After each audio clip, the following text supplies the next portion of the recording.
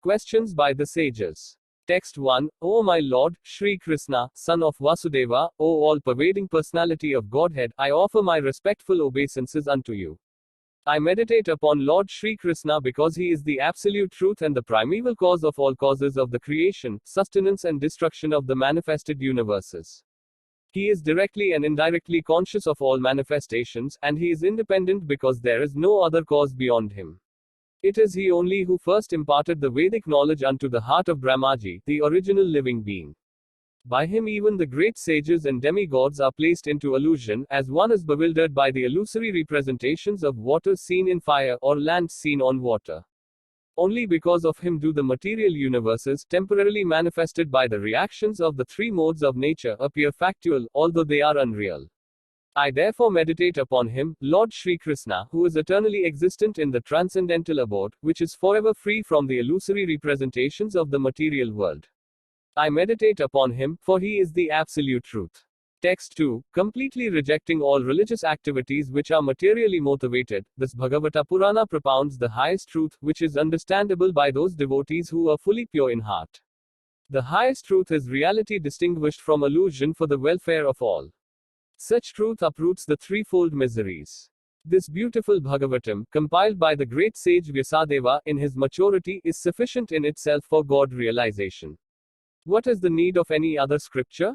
As soon as one attentively and submissively hears the message of Bhagavatam, by this culture of knowledge the Supreme Lord is established within his heart.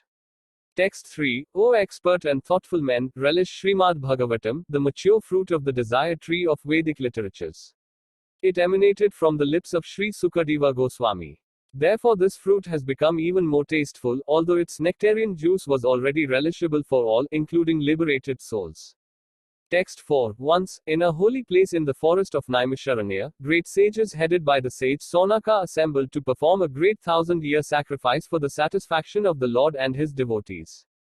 Text 5. One day, after finishing their morning duties by burning a sacrificial fire and offering a seat of esteem to Srila Sutta Goswami, the great sages made inquiries, with great respect, about the following matters. Text 6. The sages said, Respected Sutta Goswami, you are completely free from all vice. You are well versed in all the scriptures famous for religious life, and in the Puranas and the histories as well, for you have gone through them under proper guidance and have also explained them. Text 7. Being the eldest learned Vedantist, O Sutta Goswami, you are acquainted with the knowledge of Vyasadeva, who is the incarnation of Godhead, and you also know other sages who are fully versed in all kinds of physical and metaphysical knowledge. Text 8. And because you are submissive, your spiritual masters have endowed you with all the favors bestowed upon a gentle disciple. Therefore you can tell us all that you have scientifically learned from them. Text 9. Please, therefore, being blessed with many years, explain to us, in an easily understandable way, what you have ascertained to be the absolute and ultimate good for the people in general.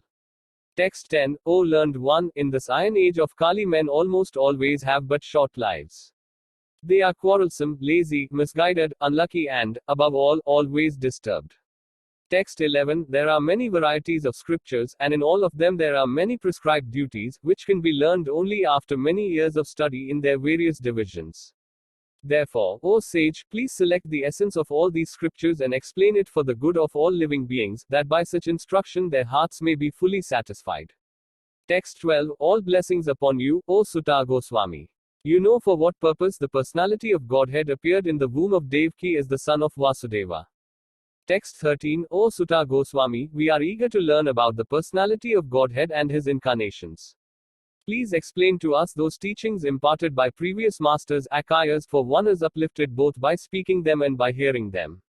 Text 14. Living beings who are entangled in the complicated meshes of birth and death can be freed immediately by even unconsciously chanting the holy name of Krishna, which is feared by fear personified. Text 15. O Sutta, those great sages who have completely taken shelter of the lotus feet of the Lord can at once sanctify those who come in touch with them, whereas the waters of the Ganges can sanctify only after prolonged use.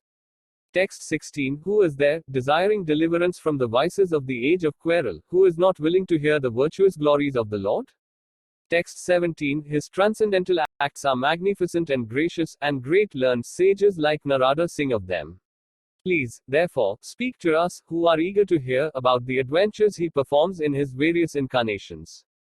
Text 18. O wise Sutta, please narrate to us the transcendental pastimes of the Supreme Godhead's multi-incarnations. Such auspicious adventures and pastimes of the Lord, the Supreme Controller, are performed by his internal powers. Text 19. We never tire of hearing the transcendental pastimes of the personality of Godhead, who is glorified by hymns and prayers. Those who have developed a taste for transcendental relationships with him relish hearing of his pastimes at every moment. Text 20. Lord Sri Krishna, the personality of Godhead, along with Balarama, played like a human being, and so masked he performed many superhuman acts. Text 21. Knowing well that the age of Kali has already begun, we are assembled here in this holy place to hear at great length the transcendental message of Godhead and in this way perform sacrifice.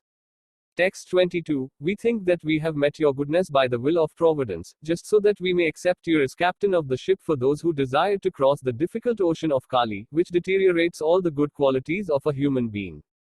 Text 23. Since Sri Krishna, the Absolute Truth, the master of all mystic powers, has departed for his own abode, please tell us to whom the religious principles have now gone for shelter.